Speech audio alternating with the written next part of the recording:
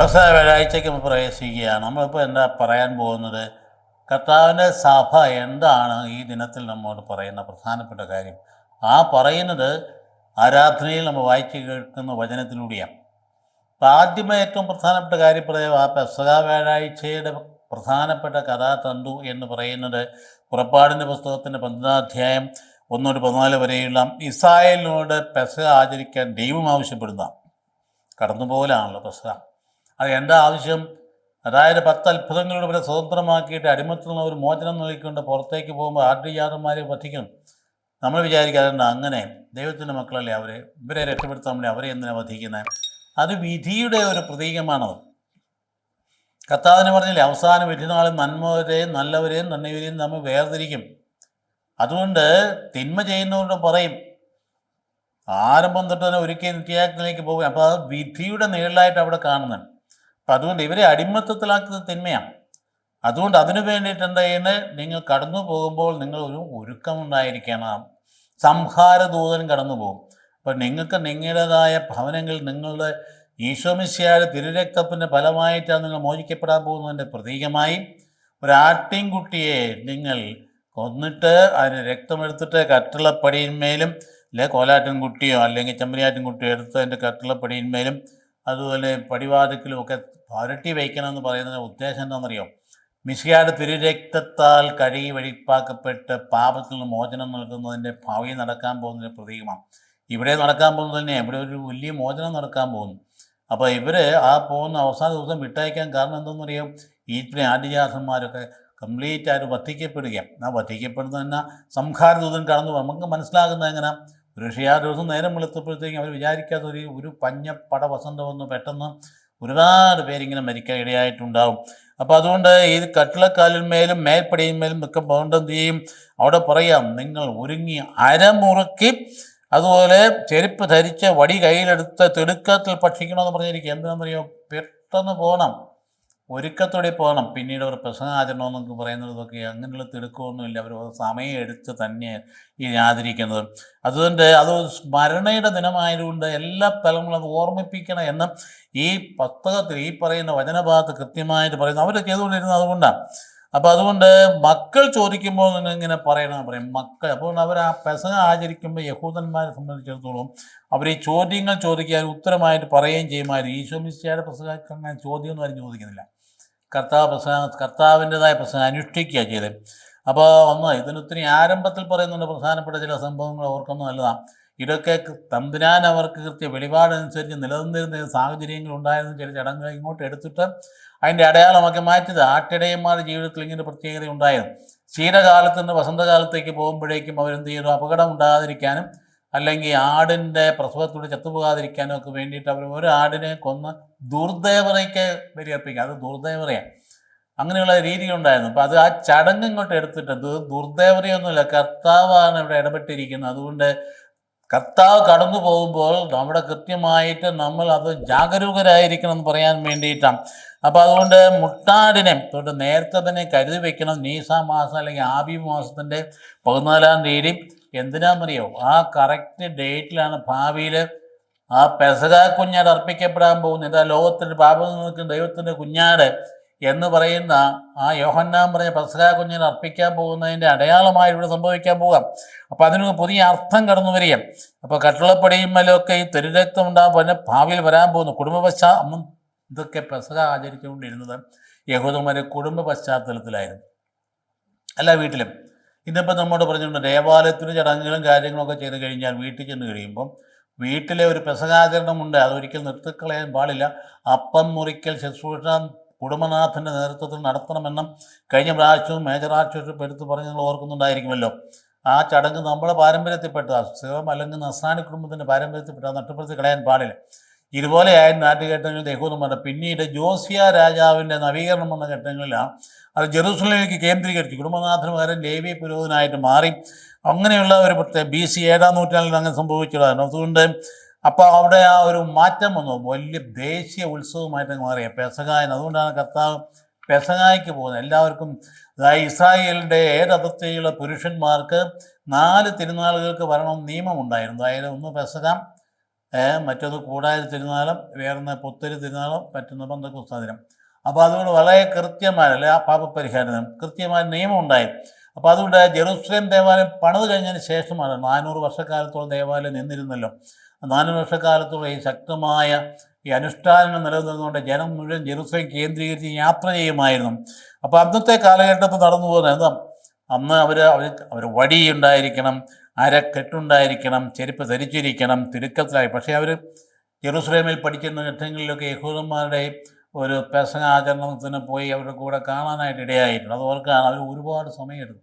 2-3 മണിക്കൂറുകൾ എടുത്താണ് അവർ വളരെ ആഘോഷമായിട്ട് പെസഹ ആചരിക്കും. 2-3 മണിക്കൂറെടുത്തു. അതിന് പ്രത്യേക 4 കോപ്പ വീഞ്ഞ് ഒക്കെ ക്രമീകരിച്ച് വെച്ചിട്ട് 4 പ്രാവശ്യം എടുത്ത് ഉപയോഗിക്കും. സംഗീതത്തിൽ വായിക്കുകയൊക്കെ ചെയ്യുന്ന കാര്യം. അപ്പം അന്ന് ഇവിടെ സംഭവിക്കുന്ന ആദ്യത്തെ പെസഹായിലെ ആ അത്ഭുതങ്ങൾ നൈൽ നദിയെ സൃഷ്ടിച്ചതിന് ശേഷം അവസാനം ആദിജാതന്മാരെ സൃഷ്ടിക്കുന്നത്, അതേ തുടർന്ന് പെട്ടെന്ന് അവർ സ്വതന്ത്രമായിട്ട് പോകാൻ അവസരം കൊടുക്കാം. ഇത് എസെക്കിയേൽ പ്രവാചകൻ 45 അധ്യായത്തിൽ 18-21 വാക്യങ്ങളും അദ്ദേഹവും പറയുന്നുണ്ട്. അതായത് പാപം മൂലം നമ്മൾ അധപ്പതിച്ചതിൽ നിന്ന് നമ്മളെ മോചിപ്പിക്കാൻ വേണ്ടിയിട്ട് ദൈവം എടുക്കുന്ന നടപടിയുടെ ആദ്യഘട്ടമാണിത്. അപ്പോൾ 14-ാം ദിവസം 7-ാം ദിവസം ബലി പാപപരിഹാര ബലിയായിട്ട് അർപ്പിക്കണമെന്ന് അന്നത്തെ കാലത്ത് എസെക്കിയായിലൂടെ ദൈവം പറയുന്നത് കാണാം. അപ്പോൾ ഒരു പുതുവത്സര ആഘോഷമായിട്ട് കൂടി അന്നത്തെ കാലം ആചരിച്ചിരുന്നത് പുതുവത്സരം. പക്ഷേ അന്ന് ബാബിലോണിൻ്റെ ചില ആചാരങ്ങൾ ഇങ്ങോട്ട് കാണാം. മർദൂക്ക് എന്ന് പറഞ്ഞ ദേവനെ രാജാവായിട്ട് ആചരിക്കുക ആഘോഷം ചെയ്യുന്നൊരു ചടങ്ങുണ്ടായിരുന്നു. ആ ചടങ്ങിൽ നിന്ന് ഇങ്ങോട്ട് ഇത് മർദൂക്കൊന്നുമല്ല, യാവയാണ്, യഹോവയാണ്. അപ്പോൾ അവിടുന്നാണ് രക്ഷ, അവൻ്റെ പ്രത്യാശ അവിടുന്നാണ് വരുന്നത്.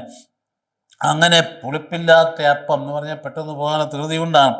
അപ്പോൾ അങ്ങനെ വളരെ 7 ദിവസത്തേക്ക് വളരെ കൃത്യമായിട്ട് അവർ ആചരിച്ചിരുന്നു. 7 ദിവസവും വളരെ അന്നൊക്കെ വലിയ പണിക്കൊന്നും പോകാതെയൊക്കെ ഈ ദിനങ്ങൾക്ക് കേന്ദ്രീകരിച്ച് നടത്തിയിരുന്ന കാര്യം ഓർക്കണം. അപ്പോൾ ഇത്രയും പറഞ്ഞത് എന്തുകൊണ്ട് അത്രയും കാര്യം പറഞ്ഞത് ഓൾഡ് ടെസ്റ്റ്മെൻറ്റിൽ, പഴയ നിയമത്തിൽ ഇതിൻ്റെ അടിസ്ഥാനം കിടപ്പുണ്ടായെന്നും അറിഞ്ഞിരിക്കണം. അല്ല പെസഹ പെട്ടെന്ന് പൊടുന്നനെങ്കിൽ ഉണ്ടായതില്ല, കടന്നു പോവുക എന്നാണ് വാക്കിൻ്റെ അർത്ഥം. അപ്പോൾ അവിടെ ഒരു കടന്നുപോകൽ നടന്നത് ഓൾഡ് ടെസ്റ്റ്മെൻറ്റിലെ ആ ഉടമ്പടിയിലെ പാപത്തിൻ്റെ അടിമത്തിൽ നമ്മൾ പുതിയ നിയമത്തിൽ കടന്നു പോയതുപോലെ അല്ലാതെ ഈജിപ്തിൻ്റെ അടിമത്തത്തിൽ നിന്ന് നമ്മൾ കടന്ന് സ്വതന്ത്രനായി വാഗ്ദത്ത ഭൂമിയിലേക്ക് പോകുന്നതിൻ്റെ ആ ഒരു അനുസ്മരണമായി അവർ പെസഹ ആചരിക്കുകയാണ്. ജീവിതത്തെ അങ്ങേയറ്റം സ്വാധീനിച്ച ഒരു സംഗതി നമ്മെ സ്വാധീനിക്കുന്നുണ്ട്. പെസഹ ആചരിക്കാത്ത ആരുള്ള പെസഹ ദിനത്തിൽ എങ്ങനെയെങ്കിലും വീട്ടിലെത്താൻ ശ്രദ്ധിക്കുന്നില്ലേ? അപ്പം തന്നെ പെസഹായുടെ അപ്പം മുറിക്കാൻ വീട്ടിൽ വരാറില്ലേ? കുടുംബനാഥൻ്റെ അടുത്ത് പ്രസവം തീർച്ചയായിട്ടും ഉണ്ടല്ലോ. അപ്പോൾ അതിലെ കുടുംബത്തിലെ ഏറ്റവും മുതിർന്നയാളുടെ അടുത്ത് പോയി അപ്പം മുറിക്ക് നടത്താറില്ലേ? നമ്മൾ ചെയ്യുന്നുണ്ട്. അതിൻ്റെയൊക്കെ അർത്ഥം കളഞ്ഞു കുളിക്കാതിരിക്കാൻ പുതിയ കാലഘട്ടത്തിൽ ശ്രദ്ധിക്കേണ്ടതാണ്. പൗലോസ്ലിയായിട്ട് പറയുമ്പോഴാണ് അതിന് മറ്റൊരർത്ഥത്തിലേക്ക് കാണുന്നു വരിക. അതായത് പൗലോസ്ലിയായിക്ക് കോറിന്തോസിലെ സഭയിൽ അപ്പം മുറിക്കൽ ശുശ്രൂഷയിൽ ഒരുപാട് എന്താ പറയുന്നത് തെറ്റായിട്ടുള്ള രീതിയിൽ കടന്നുകൂടി. അപ്പം മുറിക്കൽ ശുശ്രൂഷ എന്ന് പറയുന്ന പരിശുദ്ധ കുർബാനയാണ്. അത് ആ രീതിയിലേക്ക് ബോധപ്പെട്ട് താത്തോട് തിരിച്ചു കൊണ്ടുവരുന്നത് സാവധാനത്തിലാണ്. ആദ്യത്തെ അങ്ങനെയൊന്നും ആയിരുന്നില്ല. അവരൊന്നിച്ചു കൂടുന്നു, ഭക്ഷണം കഴിക്കുന്നു, സമ്പത്തുള്ള ആൾക്കാർ വലിയ ഭക്ഷണം കൊണ്ട് വരുന്നു, പാവപ്പെട്ടവൻ ഒന്നും ഇല്ലാതെ വരുന്നു. അവസാനം പാവപ്പെട്ടവൻ വരുമ്പോഴത്തേക്കും ഒന്നും അവിടെ ഇല്ല. അപ്പം ബാക്കിയുള്ളവരൊക്കെ ഭക്ഷണം കഴിക്കുക ഇങ്ങനെ അങ്ങ് പോകാം. അപ്പോൾ അതൊക്കെ കണ്ടുകൊണ്ടാകത്ത എന്താ കുടിക്കാനും തിന്നാനും കുടിക്കാനും വീടുകളില്ല, നിങ്ങൾ കർത്താവിൻ്റെ പാവപ്പെട്ടവരെ അധിക്ഷേപിക്കുകയാണ് ചെയ്യുന്നത് ചോദിച്ചുകൊണ്ട് അദ്ദേഹം പഠിപ്പിക്കുന്നതാണ് നമുക്ക് അവിടെയുണ്ട്. അതുകൊണ്ട് നിങ്ങളുടെ ആത്മപ്രശംസ ഒട്ടൊന്നുമില്ല. പ്രത്യേകിച്ച് കോർത്തോസൊക്കെ ലേഖനത്തിന് 5-ാം അധ്യായത്തിൽ പറയുന്നുണ്ടല്ലോ, അവരെ ശക്തമായി ശകാരിക്കുന്നുണ്ട്. അവരുടെ ജീവിതത്തിൽ ഒരുപാട് കുറവുകളുണ്ടായിരുന്നു, നന്മയും ഉണ്ടായിരുന്നു. പിന്നീട് അവിടുന്ന് 11-ാം അധ്യായത്തിൻ്റെ 23-30 വരെ വാക്യങ്ങളിലേക്ക് വരുമ്പോഴാണ് അപ്പോസ്തലൻ വളരെ കൃത്യമായിട്ട് ആ പരിശുദ്ധ കുർബാന എന്താണെന്ന് അവരെ പഠിപ്പിക്കുന്നുണ്ട്. എനിക്ക് ലഭിച്ചതും അതുപോലെ തന്നെ എനിക്ക് കർത്താവിൽ നിന്ന് എനിക്ക് ലഭിച്ചതും ഞാൻ നിങ്ങളെ പരമേൽപ്പിച്ചതുമായ കാര്യം ഇതാണ് എന്ന് പറഞ്ഞുകൊണ്ടങ്ങ് പറയാം. കർത്താവ് യേശു മിശിഹാ ഒറ്റയ്ക്ക് കൊടുക്കപ്പെട്ട രാത്രിയിൽ അപ്പമെടുത്ത് ആശീർവദിച്ച് മുറിച്ച് ശിഷ്യർക്ക് നൽകിക്കൊണ്ട് പറഞ്ഞു, വാങ്ങി ഭക്ഷിക്കുന്നു, ഇതെൻ്റെ ശരീരമാകുന്നു. അതുപോലെ പാനപാത്രം എടുത്ത് ആശീർവദിച്ചു എന്ന് പറഞ്ഞു, അനേകരുടെ പാപമോചനത്താൽ ചിന്തപ്പെടുന്ന പുതിയ ഉടമ്പടിയിലെ രക്തമാകുന്നു, വാങ്ങി പാനം ചെയ്യുകയും എന്നിട്ട് പറഞ്ഞ വളരെ പ്രധാനപ്പെട്ട കാര്യം 23-ാം വാക്യം. അതെന്താണ്? ഈ അപ്പത്തിൽ നിന്ന് ഭക്ഷിക്കുകയും ഈ രക്തം പാനം ചെയ്യുമ്പോഴെല്ലാം നമ്മുടെ കർത്താവിൻ്റെ മരണത്തെയാണ് അവിടുത്തെ പുനരാഗമനം വരെ നാം പ്രഖ്യാപനം ചെയ്യുന്നതെന്ന് അടിവരയിട്ട് പറയേണ്ട 2 കാര്യങ്ങളാണ്. അതായത് വിശുദ്ധ കുർബാന എന്ന് പറയുന്നത് ഈശോയുടെ മരണപ്രഖ്യാപനമാണ്. ആ മരണപ്രഖ്യാപനം വഴിയെ നാം സ്വതന്ത്രമാവുക. ഈശോയുടെ മരണം വഴിയായിട്ട് നാം സ്വതന്ത്രമായ പാപാടിമത്വത്തിൽ നിന്ന് അത് ഏറ്റുപറയുന്ന പ്രഖ്യാപനമായി എൻ്റെ ഓർമ്മയ്ക്കായിട്ട് ചെയ്യുമെന്ന് പറയുന്ന സംഗതി പൗരോഹിത്യത്തിൻ്റെ സ്ഥാപനത്തിലൂടെ സംഭവിക്കുക. അപ്പം അതുകൊണ്ട് ആ കൂടെ പറയുന്നത് എന്താ? അപ്പത്തിൽ നിന്ന് ഭക്ഷിക്കുകയും രക്തപാനം ചെയ്യുന്നതെല്ലാം ഇത് നമ്മുടെ കർത്താവിൻ്റെ പുനരാഗമനം വരെ അങ്ങനെ ഒന്നുണ്ട്. ഈശോ മിശിഹാ രണ്ടാമത് വരും, വിധിയുണ്ടാകും, നന്മയും തിന്മയും വേർതിരിക്കും. സംശയമില്ലാത്ത കാര്യം, ഈശോ മിശിഹായെക്കുറിച്ച് പറഞ്ഞ എല്ലാ കാര്യങ്ങളും നിവൃത്തിയായെങ്കിൽ പിന്നെ ഇത് നിവൃത്തിയാകാതിരിക്കുമോ? അതങ്ങനെ ഒരു വിധിയുണ്ടാകും. ആ പുനരാഗമനം വരെ നിങ്ങൾ ചെയ്യണമെന്ന് പറഞ്ഞ പരിശുദ്ധ കുർബാന കർത്താവിൻ്റെ രണ്ടാമത്തെ വരവ് തുടരും എന്നുള്ളത് ഈശോ മിശിഹായുടെ സ്വയം ദാനമാണ്. അത് പിതാവുമായിട്ട് മക്കളെ അനുരഞ്ജിക്കപ്പെടുന്ന ഒറ്റിക്കൊടുക്കപ്പെട്ട രാത്രിയിൽ, ഇപ്പം നമുക്കറിയാൻ കാര്യം എന്താണെന്നുള്ളത്. അപ്പോൾ അതുകൊണ്ട് ഈശോ മിശിഹ പിതാവുമായിട്ട് നമ്മളെ അനുരഞ്ജനപ്പെടുത്തി പിതാവിൻ്റെ മക്കളും പരസ്പരം സഹോദരങ്ങളുമായിട്ട് മാറുകയാണ്. അത് ലൂക്കാ സുവിശേഷൻ എല്ലാ സുവിശേഷകന്മാരും പറയുന്നുണ്ടെങ്കിൽ പിന്നെ പൗലോസ്ലീഹ വളരെ ഭംഗിയായിട്ട് കൂടുതൽ വിശദീകരിക്കുന്നുണ്ട്. അപ്പോൾ ഇതൊരു മരണപ്രഖ്യാപനമാണ്. അപ്പോൾ ഈശോ മിശിഹ അന്നും ഇന്നും ഇന്നലെ എന്നും ഒരാൾ തന്നെയാണ്. അപ്പോൾ അതുകൊണ്ട് കുർബാന കർത്താവിൻ്റെ മരണത്തിനും രണ്ടാമത്തെ ആഗമനത്തിനുള്ള കൃത്യമായ പങ്കുചേരലാണെന്ന കാര്യം നമ്മൾ ഓർക്കണം. പരിശുദ്ധ കുർബാന, അതായത് പെസഹ വ്യാഴാഴ്ച ആരംഭമിട്ട സ്ഥാപിക്കപ്പെട്ട പരിശുദ്ധ കുർബാന, അത് നിർവഹിക്കാൻ ചുമതലപ്പെട്ട പൗരോഹിത്യം, ഇത് അവസാനം വരെ തുടർന്നുകൊണ്ട് പോകുന്നതാണ്. അത് മറ്റു ചടങ്ങുകൾ പോലെ അല്ല. അത് സഭാജീവിതത്തിൻ്റെയും വിശ്വാസത്തിൻ്റെയും മർമ്മമാണ് എന്ന കാര്യം പെസഹ വ്യാഴാഴ്ച നാം പ്രത്യേകം അറിഞ്ഞിരിക്കേണ്ടതാണ്. അതുകൊണ്ട് അവരുടെ പ്രശ്നങ്ങൾ പരിഹരിക്കാൻ വേണ്ടി അപ്പസ്തലൻ പറയുന്നു, നിങ്ങളുടെ ഇടയിലെ ഭിന്നതയുണ്ടെന്ന് ഞാൻ അറിയുന്നു. നിങ്ങൾ ഒന്നിച്ച് കൂടുമ്പം കർത്താവിൻ്റെ അപ്പം അല്ല നിങ്ങൾ ഭക്ഷിക്കണം. നിങ്ങൾ തമ്മിൽ ഭിന്നതയുണ്ട്, ഭിന്നത മാറ്റണം. എന്നിട്ട് നിങ്ങൾ ഒരേ ഹൃദയത്തോടെ പങ്കുചേരാൻ സാധിക്കണം. അതുകൊണ്ട് വ്യക്തി എന്ന് പറയുന്ന ആളിനേക്കാൾ ഉപരിയായി സമൂഹത്തിൻ്റെ ഭാഗമായിട്ട് രൂപാന്തരപ്പെടുന്നതെന്ന് അപ്പസ്തലൻ ഇവിടെ പറഞ്ഞ് പഠിപ്പിക്കാം. അതുകൊണ്ട് അതുകൊണ്ട് എന്താ, നിങ്ങൾ പലരും യോഗ്യതയില്ലാതെ ഭക്ഷിക്കുകയും പാനം ചെയ്ത് നിങ്ങൾ പലരും രോഗികളും ചിലർ മരിച്ചും പോയിരിക്കുന്നു പറയാൻ കാര്യം ആത്മീയമായ മരണമാണ്. പരിശുദ്ധ കുർബാനയിൽ യഥായോഗ്യം സൂക്ഷ്മതയോടുകൂടി ഒരുങ്ങി പങ്കെടുക്കുന്നില്ല എങ്കിൽ നിങ്ങൾ രോഗികളായിട്ട് തീരുമെന്നാണ്. അതായത് നമ്മൾ വീണ്ടും പാപം വലിച്ചു വയ്ക്കുകയാണ്. ഇത് പറഞ്ഞിട്ടാണ് നമ്മൾ സുവിശേഷത്തിലേക്ക് കടന്നു വരുമ്പോൾ അപ്പസ്തോലൻ നമ്മളെ പഠിപ്പിക്കുന്നു, കൃത്യമായിട്ട് പഠിപ്പിക്കുന്നു. അപ്പസ്തോലൻ നല്ല ഭംഗിയായിട്ട് പഠിപ്പിക്കുന്നുണ്ട്. നമുക്ക് ആ കുദാശങ്ങൾക്ക് അതേപടി ഉച്ചരിക്കാം. പിന്നെ നമ്മൾ 3 സുവിശേഷങ്ങളിലും, അതായത് സമാന്തര സുവിശേഷങ്ങളും വളരെ അപ്പസ്തോലൻ്റെ വിലകം പോലെ തന്നെ സുവിശേഷങ്ങളിലും അപ്പസ്തോലൻ്റെ ആണല്ലോ ആദ്യം ഉണ്ടായ ലേഖന ഭാഗം. നമുക്കറിയാം, ഇത് പുതിയ നിയമത്തിൻ്റെ ആ രേഖകൾ ഏറ്റവും ആദ്യം ഉണ്ടായ ലേഖനങ്ങളാണ്. പ്രത്യേകിച്ച് 49 ഈ തെസ്സലോനിക്കർക്ക് ലേഖനം. പിന്നീടാണ് 60 ശേഷമാണ് സുവിശേഷങ്ങൾ ഉണ്ടാകും. അപ്പോൾ സുവിശേഷം വരുമ്പോഴത്തേക്കും അതിൻ്റെ ഒരുക്കത്തെക്കുറിച്ച് കർത്താവ് പറയുന്ന ഭംഗിയായ ഭാഗങ്ങളാണ്. ലൂക്കാ 22:7-13 വരെയുള്ള വാക്യങ്ങളിൽ, അതുപോലെ 15-21 വാക്യങ്ങളിൽ അപ്പസ്തോലനെ വളരെ ഭംഗിയായിട്ട് വിവരിക്കുന്നുണ്ട്. എന്തുകൊണ്ട് ആ വിവരണത്തിനും എടുക്കണം. അപ്പോൾ ഈ ലൂക്കാ സുവിശേഷം ഈശോ തന്നെ പെസഹ പെരുന്നാൾ ഒരുങ്ങാം. എന്നിട്ട് അവരോട് പറയുക, നിങ്ങൾ അപ്പം പെസഹ, അതായത് ഓശാന ഞായറാഴ്ച കഴുതക്കുട്ടി അയച്ചുകൊണ്ട് വരാൻ പറഞ്ഞുകൊണ്ട് തന്നെയാണ് നിങ്ങൾ അങ്ങോട്ട് ചെന്ന് എവിടെയാ കർത്താവ് പെസഹ ഒരുങ്ങേണ്ടെന്ന കാര്യം അവിടെ കാണുന്ന ആളോട് ചോദിക്കും. ആ വീട്ടുടമസ്ഥനോട് കാണിച്ചു തരും. അപ്പോൾ അദ്ദേഹം പറയും എവിടെയാണ് ഒരുങ്ങേണ്ടത്. ഇതിനുള്ള ഒരുക്കങ്ങൾ ആവശ്യമാണല്ലോ. അതുകൊണ്ട് അവിടെ ചെന്നു അവർ കർത്താവ് പറഞ്ഞ പോലെ തന്നെ സംഭവിച്ചു. എന്താ നമ്മുടെ ഒരുക്കം ഒരുപാട് പെസഹായ്ക്ക് ഒരുങ്ങേണ്ട. ഒന്നാമത്തെ എല്ലാവർക്കും ഒരു ഇരിപ്പിടം ക്രമീകരിക്കണം. രണ്ടാമത് പെസഹ കുഞ്ഞാടിനെ നേരത്തെ കരുതി വെച്ചിരിക്കണം. പിന്നെ പുളിപ്പില്ലാത്ത അപ്പവും മറ്റ് ഭക്ഷണ സാധനം കരുതിയിരിക്കണം. അതുപോലെ പാകം ചെയ്യാൻ സ്വയം പാകം ചെയ്യാൻ പകരക്കാരെ വെക്കുകയൊക്കെ ചെയ്യുന്നത് ഒരുക്കങ്ങൾ എന്ന് പറയും. ഈ ഒരുക്കത്തിന് വേണ്ടി പറഞ്ഞു വിട്ട രണ്ടുപേരെ യോഹന്നാനെയും പത്രോസിനെയാണ് പറഞ്ഞയച്ചു. അവർ രണ്ടുപേരെയാണ് പറഞ്ഞത്, യോഹന്നാനും യാക്കോബിനെ കൂടെ. ഇവർ രണ്ടുപേരെ പറഞ്ഞയച്ചു. അവർ ചെന്നപ്പോൾ ഇതുപോലെ തന്നെ സംഭവിച്ചു. കർത്താവ് പറഞ്ഞതുപോലെ തന്നെ ആ വീട്ടുകാരനോട് നിൽക്കുന്നത് കണ്ട് വീട്ടുകാരനടുത്ത് എന്ന് പറഞ്ഞു, എവിടെയാണ് കർത്താവിനെ പെസഹ ഒരുക്കേണ്ടത് പറഞ്ഞാൽ അതിൻ്റെ മുകളിലത്തെ നില കാണിച്ചു. ഇന്ന് നമ്മൾ ഇസ്രായേൽ സന്ദർശിക്കുമ്പോൾ ചെന്നാൽ കാണുന്നത് അതേ സ്ഥലത്ത് തന്നെ അതിൻ്റെ ആ രൂപത്തിൽ മാകൃതിയിലും ആ മാളിയം, അതായത് കർത്താവ് അത്താഴം കഴിച്ച് അന്ത്യത്താഴത്തിൻ്റെ ആ മാളിയ സനക്കിൽ അതുപോലെ ക്രമീകരിച്ച് വെച്ചിരിക്കുന്നത് കാണാൻ പറ്റും. അതിൻ്റെ മുകളിലത്തെ നിലയിൽ നമുക്ക് പോകാൻ പറ്റുന്ന സ്ഥലമാണ്. അതുകൊണ്ട് ജെറുസലേമിൽ നിന്ന് കർത്താവിൻ്റെ വലിയ ദൂരെയല്ല, 1 കിലോമീറ്റർ മറ്റോ അകലത്ര കാണുള്ളൂ അങ്ങോട്ട് ചെല്ലാനായി. അതുപോലെ ഈശോ കുരിശിൽ മരിച്ച കർത്താവിൻ്റെ കബറിടം ഇരിക്കുന്ന സ്ഥലത്തിൽ നിന്നും അത്രയൊക്കെ ദൂരങ്ങളെ കാണാൻ ഇടയുള്ളൂ. ഇപ്പോൾ നമുക്ക് കാണാവുന്ന സംഗതി തന്നെയാണ്. അപ്പോൾ അതുകൊണ്ട് അതിഥിയുടെ മുകളിൽ എന്നിട്ട് പെസഹ വിരുന്ന് ആചരിക്കാനായിട്ട് കർത്താവ് ചെല്ലാം. കർത്താവ് അവിടെ ചെന്ന് കഴിഞ്ഞ് ആദ്യമേ ചെയ്ത് എന്താണ്? കർത്താവ് ആദ്യമേ ചെയ്ത് താലത്തിൽ വെള്ളമെടുത്ത് കമഴ്ന്ന് കിടന്നുകൊണ്ട് പാദങ്ങൾ കഴുകി ശുദ്ധീകരിക്കുക ചെയ്തത്.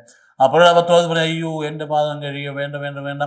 അപ്പോൾ കർത്താവ് പറയുന്നു, ഞാൻ നിൻ്റെ പാദങ്ങൾ കഴുകുന്നില്ല എങ്കിൽ നിനക്ക് എൻ്റെ കൂടെ പങ്കില്ല. അയ്യോ, അങ്ങനെ എൻ്റെ താരസും എൻ്റെ ശരീരം മുഴുവൻ കഴിയും, വേണ്ട വേണ്ട, കുളിച്ചിരിക്കുന്നവൻ പാദങ്ങൾ മാത്രം കഴിയാമെന്ന് പറഞ്ഞതിൻ്റെ അർത്ഥം എന്താ? ഈശോ മിശിഹായുടെ പരിശുദ്ധാത്മാവുള്ള ഹൃദയത്തിൻ്റെ പങ്കുചേരലിലൂടെയാണ് നീ ശുദ്ധീകരിക്കപ്പെടുന്നത്. അതിൻ്റെ അടയാളമാണിത്. അതുകൊണ്ടാണ് അടുത്ത കൽപ്പന കൊടുത്തത്. അതുകൊണ്ട് ഞാനൊരു പുതിയ കൽപ്പന തരികയാണ്. എന്താണ്? ഞാൻ സ്നേഹിച്ചതുപോലെ പരസ്പരം സ്നേഹിക്കുക. അതാണ് പുതിയ കൽപ്പന. വ്യാഴാഴ്ച കിട്ടുന്ന കൽപ്പന ഇതാണ് കേട്ടോ, ഞാൻ സ്നേഹിച്ചുള്ള പരസ്പരം സ്നേഹിക്കണം. വീട്ടിൽ ചെന്ന് കഴിഞ്ഞാൽ ആലോകം ഉണ്ടാക്കരുത്. ഇതെല്ലാം കഴിഞ്ഞിട്ട് നമ്മുടെ കുടുംബങ്ങളിലെ ഒരുപാട് മാറ്റങ്ങൾ വരുത്തേണ്ടതുണ്ട്. നമ്മുടെ ജീവിത രീതിയിൽ ഒരുപാട് മാറ്റങ്ങൾ വരുത്തേണ്ടതുണ്ട്. ക്രൈസ്തവരാന്ന് പറയുകയും ക്രിസ്തീയതയ്ക്ക് നേരെ വിരുദ്ധമായ പെരുമാറ്റങ്ങൾ നടക്കുക. ഇന്നും കണ്ടില്ലേ പത്രത്തിൽ നിന്ന് കാണുകയും അമ്മായിമ്മ മരുമകളെ വെട്ടിക്കൊന്നിരിക്കുക. എന്തെല്ലാം ദുഷ്ടതകൾ! എന്തുവാ വഴിയെ പോകുന്ന അവസരത്തിൽ പെരുവഴിയിലിട്ടിട്ട് കൊട്ടിക്കൊരു ചെറുപ്പക്കാർ 10 പേര് കൂടിയിട്ട് അവർക്ക് ഇഷ്ടമില്ലാത്ത ഒരാളിനെ ആ ആളും ഗുണ്ട തന്നെയാണെങ്കിൽ പോലും നട്ടുച്ചയ്ക്ക് പട്ടാ പോലെ ആൾ നോക്കിക്കുക. വണ്ടിയിൽ ഓടുന്ന സമയത്ത് അവർ വണ്ടി കൊണ്ട് ചെന്ന് മുമ്പ് യാത്ര ചെയ്യുന്ന ആളിൻ്റെ വണ്ടി ഇടിച്ച് താഴെയിട്ട് പുറത്തിറങ്ങിയിട്ട് വലിച്ചിട്ട് 10 പേര് കൂടിയിട്ട് വെട്ടിക്കൊന്നു. ഇതൊക്കെ നമ്മുടെ നാട്ടിൽ നടന്നുകൊണ്ടിരിക്കുകയല്ലേ. എന്തൊരു കഷ്ടതയാണ്! തിന്മ അങ്ങ് അരങ്ങേറി എൻ്റെ അർത്ഥത്തിൽ ഒരു വശം യുദ്ധം നടക്കുന്നു, 10,000 കൊല്ലപ്പെടുന്നു, അവിടെ നിന്ന് അതിൻ്റെതായ ബുദ്ധിമുട്ടുകൾ കൊണ്ടാണ് ഒരു ഭാഗം മറുവശം. അപ്പം അങ്ങനെ വരുമ്പോൾ ഈ ക്രിസ്തീയത എന്ന് പറയുന്നത് ഇതിന് ഇടയിൽ വ്യതിരിക്തമായിട്ട് നിൽക്കേണ്ടതാണ്. ഇതെല്ലാം ഉൾക്കൊള്ളുന്ന ഒരു രാജ്യത്തിൻ്റെ ഒരു ലോകത്തിൽ നാം വ്യത്യസ്തതയോട് നിൽക്കേണ്ടതാണ്. അതായത് പറയും, ഞാൻ നിങ്ങളോട് പറയുന്നു, നിങ്ങൾ പുതിയ കൽപ്പന ഞാൻ തരികയാണ്, ഞാൻ സ്നേഹിച്ചതുപോലെ നിങ്ങൾ പരസ്പരം സ്നേഹിക്കുമെന്നാണ്. അപ്പോൾ അതുകൊണ്ട് അതൊക്കെ കർത്താവ് ക്രമമൊക്കെ പാലിച്ചുകൊണ്ട് തന്നെയാണ് പ്രശ്നം ആചരിച്ചത്. 4-ാമത്തെ കപ്പിൻ്റെ സമയമായപ്പോൾ പറഞ്ഞാൽ ഇത് പുതിയ ഉടമ്പടിയിൽ എൻ്റെ രക്തമാകുന്നു, അനേകരുടെ പാപമോചനത്തിന് ചിന്തപ്പെടുന്ന എൻ്റെ രക്തമാണെന്ന് പറഞ്ഞുകൊണ്ട് കർത്താവ് കുർബാന സ്ഥാപിക്കണമെന്ന കാര്യം. അതുകൊണ്ട് വളരെ ഭംഗിയായ രീതിയിൽ ആവിഷ്കരിക്കപ്പെട്ടിരിക്കുന്ന ഈ കാര്യം നമ്മൾ ഗെത്സമേനിൽ നമുക്ക് തന്നെ അറിയാം. കർത്താവ് ഇത് കഴിഞ്ഞ് നേരെ ഗെത്സമേനിലേക്കാണ് പോകുന്നത്. ആ അവസരവേളയിൽ കർത്താവ് നേരെ യൂദാസ് അതിൻ്റെ ഇടയിൽ തന്നെ ഇരിപ്പുണ്ട്. യൂദാസ് അവനിങ്ങനെ കൃത്യവൻ്റെ ചിന്തയിൽ ഇതൊന്നുമില്ല, കൂട്ടായ്മയുടെ ചിന്തയില്ല, ഗുരുവിനേക്കുള്ള ചിന്തയില്ല, ഒറ്റ ചിന്തയുള്ള 30 വെള്ളിക്കാശ് എൻ്റെ കയ്യിൽ എങ്ങനെയും മേടിച്ചെടുക്കാൻ മുമ്പ് കാര്യം നടത്തണം. അവിടെ അവൻ്റെ ചിന്ത എങ്ങനെയായിരുന്നു കൊണ്ട് പെട്ടെന്ന് നിങ്ങളൊരുവനെ ഒറ്റക്കൊടുക്കുമെന്ന് പറയുമ്പോൾ ചുറ്റും ആരാ പറഞ്ഞു, എന്നിൽ നിന്ന് ഇപ്പോൾ തന്നെ അപ്പം മുക്കി തിന്നുന്നതെന്ന് പറഞ്ഞിട്ട് എന്നിട്ട് അവർക്ക് മനസ്സിലായില്ല. അപ്പോൾ ഉടനെ കർത്താവ് നയിക്കാൻ ഉദ്ദേശിക്കുന്നത് ചെയ്തോളാൻ പറയും. അപ്പോൾ എന്താ പറയുന്നത്, അവർ വിചാരിച്ചു ഇവൻ പണസഞ്ചി കയ്യിലുള്ളത് കൊണ്ട് ഇവൻ അവരുടെ കുടുംബകാര്യങ്ങൾക്ക് വേണ്ടി എന്തെങ്കിലും ചെയ്യാൻ വേണ്ടിയിട്ട് അവൻ നേരത്തെ ഇറങ്ങി പോവുകയും പിശാച് അവനിൽ പ്രവേശിച്ചു. അപ്പോൾ അതുകൊണ്ട് ഈ വിശുദ്ധ കുർബാനയോട് അനുബന്ധിച്ചാണ് ഈ പ്രശ്നങ്ങളൊക്കെ ഉണ്ടാകുന്നത്. അപ്പോൾ ആദ്യമേ കായൻ്റെയും ആബേലിൻ്റെയും കാര്യം പറഞ്ഞപ്പോഴല്ലോ ബലിയുടെ പശ്ചാത്തലത്തിലാണ് കൊലപാതകം നടന്നത്. പരിശുദ്ധ കുർബാനയോട് അനുബന്ധിച്ചുണ്ടാകുന്ന ഇങ്ങനെയുള്ള കാര്യങ്ങളിലൊക്കെ ശിക്ഷ ഉണ്ടാകും എന്ന ഒരു സംശയവും വേണ്ട. അത് കാലക്രമേണ തമ്പുരാൻ ആ ചിട്ട കൊണ്ടുവരികയും ചെയ്യും. നീ ചെയ്യാനുള്ള ചെയ്തു അവസാനം അവസാനിക്ക് കെട്ടിത്തൂങ്ങിച്ചാകേണ്ടതായിട്ട് വന്നു. അപ്പോൾ അതുകൊണ്ട് ഇത് യുഗാന്ത്യത്തിലെ കണ്ടുകൊണ്ടല്ല, കർത്താവിൻ്റെ 2ാമത്തെ വരവ് വരെ ഈശോ മിശിഹായുടെ തിരുരക്തങ്ങൾ നമുക്ക് പങ്കുപറ്റാനുള്ള ഭാഗ്യം, ഈശോ മിശിഹായുടെ പുനരാഗമനം വരെ ഈ അപ്പം കുടിക്കുകയും വീഞ്ഞിന്ന് കുടിക്കുകയും അപ്പം ഭക്ഷിക്കുകയും പാനം ചെയ്യുന്നവരെ ഈശോ മിശിഹായുടെ മരണപ്രഖ്യാപനം എന്ന് പറയുന്നത് എൻ്റെ മനസ്സിൻ്റെ സ്വാതന്ത്ര്യത്തിൻ്റെ പ്രഖ്യാപനമാണ്. ഇത് പഴയ പെസഹ അല്ലത്, ഇത് പുതിയ പെസഹായ. പഴയ ഓൾഡ് ടെസ്റ്റ്മെൻ്റ് പെസഹായ അല്ല, ഇത് കർത്താവിൻ്റെ പെസഹായ. അപ്പോൾ 2-3 പ്രധാനപ്പെട്ട കാര്യങ്ങൾ, 4 കാര്യങ്ങൾ അതിനകത്തുണ്ട്. ഒന്ന്, ഈശോ മിശിഹായുടെ സഹനത്തിൽ പങ്കുചേരുകയാണ്. 2-ാമത്തെ മരണത്തിൽ പങ്കുചേരുകയാണ്. 3-ാമത്തെ ഉത്ഥാനത്തിൽ പങ്കുചേരുകയാണ്. ഈശോ ഉത്ഥാനം ചെയ്തില്ലെങ്കിൽ നമ്മുടെ വിശ്വാസം വ്യക്തം എന്ന് പറഞ്ഞാൽ ഉത്ഥാനം പങ്കുക. 4-ാമത്തെ പുനരാഗമനത്തിന് പ്രത്യാശയെ ജീവിക്കുക. അപ്പോൾ അതുകൊണ്ട് ഇപ്പോൾ ഈ ക്രോധത്തിൻ്റെ പാനപാത്രം 2 തരത്തിലുണ്ട്. കർത്താവ് ഈ പാനപാത്രം കഴിഞ്ഞു പോകും. കർത്താവിൻ്റെ മനുഷ്യൻ്റെ പാപത്തിന് പ്രകാരം ഉണ്ടായിരിക്കും ക്രോധത്തിൻ്റെ പാനപാത്രം. അതേസമയം രക്ഷയുടെ പാനപാത്രം എടുത്തുകൊണ്ട് ഞാൻ കർത്താവിൻ്റെ നാമം വിളിച്ച് അപേക്ഷിക്കുമെന്ന് യെരമ്യ 16:7 പറയുന്നുണ്ട്. അപ്പം ഉയർപ്പാണ് നമ്മുടെ രക്ഷയുടെ അച്ചാരം എന്ന് പറയും. അപ്പം അതുകൊണ്ട് നമ്മുടെ ജീവിതത്തിൽ പെസഹ വ്യാഴാഴ്ച ഒരു സംഭവമായിട്ട് മാറട്ടെ. ഈശോ മിശിഹായുടെ രക്തം എന്ന് പറഞ്ഞാൽ എന്നാ അർത്ഥം? ഈശോയുടെ രക്തം എന്ന് പറഞ്ഞാൽ നമുക്കറിയുന്ന ഈ മെറ്റീരിയലി ആ ഒരു യാഥാർത്ഥ്യമല്ല. ആ രക്തം എന്ന് പറയുന്നത് അവരുടെ ഭാവനയിലും അവരുടെ ചിന്തയിലും അവരുടെ ഭാഷയിലും ജീവൻ്റെ പ്രതീകമാണ്. എൻ്റെ രക്തം എന്ന് പറഞ്ഞാൽ എൻ്റെ ജീവനാണ്. അത് പ്രതീകാത്മകമായിട്ട് നൽകുകയാണ്. ശരീരമെന്ന് പറഞ്ഞാൽ യഹോവയുടെ ഭാഷകളുടെ വ്യക്തിയാണ്. ഇതെൻ്റെ ശരീരം എന്ന് പറഞ്ഞാൽ ഇത് ഞാനാണ്, ഞാനാണ്, ഇതെൻ്റെ ജീവനാണ്. കുർബാനയെ പങ്കെടുക്കുമ്പോൾ അനുസരിക്കേണ്ടതാണ്. ഈശോ രക്തം സ്വീകരിക്കുമ്പോൾ ഓർക്കണം, ഈശോ പറയുക, മോനെ ഇത് ഞാനാണ്, ഇതെൻ്റെ ജീവനാണ്, ഞാൻ നിൻ്റെ കൂടെ വരികയാണ്, എൻ്റെ ജീവനായ പരിശുദ്ധാത്മാ നിന്നിൽ ആവസിക്കുക എന്നാണ് പറയുന്നത്. അതുകൊണ്ട് ആ പാദം കഴുകൽ ശുശ്രൂഷയോടുകൂടി ആരംഭിച്ച ആ വലിയ വരാനിരിക്കുന്ന നമ്മുടെ ജീവിതത്തിൻ്റെ അവസാനം കർത്താവ് 2ാമത്തെ വരവിലേക്ക് നമ്മൾ കേന്ദ്രീകരിച്ച് കൊണ്ടുപോകുന്ന ആ മനോഹരമായ അനുഭവം പെസഹ വ്യാഴാഴ്ച നമുക്ക് ഉണ്ടായിട്ട്, പെസഹ വ്യാഴാഴ്ചകളുടെ ചടങ്ങായിട്ട് മാറാതെ പള്ളിയിൽ പോയി ചടങ്ങിൽ പങ്കെടുത്തു, ആഘോഷമായ കാര്യങ്ങളൊക്കെ മങ്ങിയിട്ട് തിരിച്ചു വന്നതിന് ശേഷം ആ ധ്യാനാത്മകമായ ചിന്ത കൈവിടിയാതെ, പ്രത്യേകിച്ച് കുടമാകപ്പള്ളി പോലുള്ള പള്ളികളിൽ ഇഷ്ടംപോലെ മറ്റ് കാര്യങ്ങളുണ്ട്, എല്ലാ ദേവാലയങ്ങളിലും ഉണ്ട്. അത് ആ ദിനങ്ങളിലൊക്കെ കുറേ കൂടി ആത്മീയ യജ്ഞത്തിനായിട്ട് നമ്മുടെ മനസ്സ് ചെലവഴിക്കാനും ദുഃഖവെള്ളിയാഴ്ചയ്ക്കായിട്ട് ഒരുങ്ങാനും ഇതൊക്കെ ഒരുക്കം ദുഃഖവെള്ളിയാഴ്ചയ്ക്കാണ്. പരമകാഷ്ഠയിൽ എത്തി നിൽക്കുന്ന ദുഃഖവെള്ളിയാഴ്ചയാണെന്ന് ഓർക്കണം. ദുഃഖവെള്ളിയാഴ്ച ദുഃഖത്തിൻ്റെ അല്ല, വിജയത്തിൻ്റെ വെള്ളിയാഴ്ചയാണ്. അതിലേക്ക് ഒരുങ്ങാനും ഇടയാകട്ടെ. കർത്താവ് ഈശോയും കൃപയും പിതാവ് അദ്ദേഹത്തിൻ്റെ സ്നേഹവും സഹവാസമുണ്ടായി ഇപ്പോഴും എപ്പോഴും എന്നേക്കും. ആമേൻ.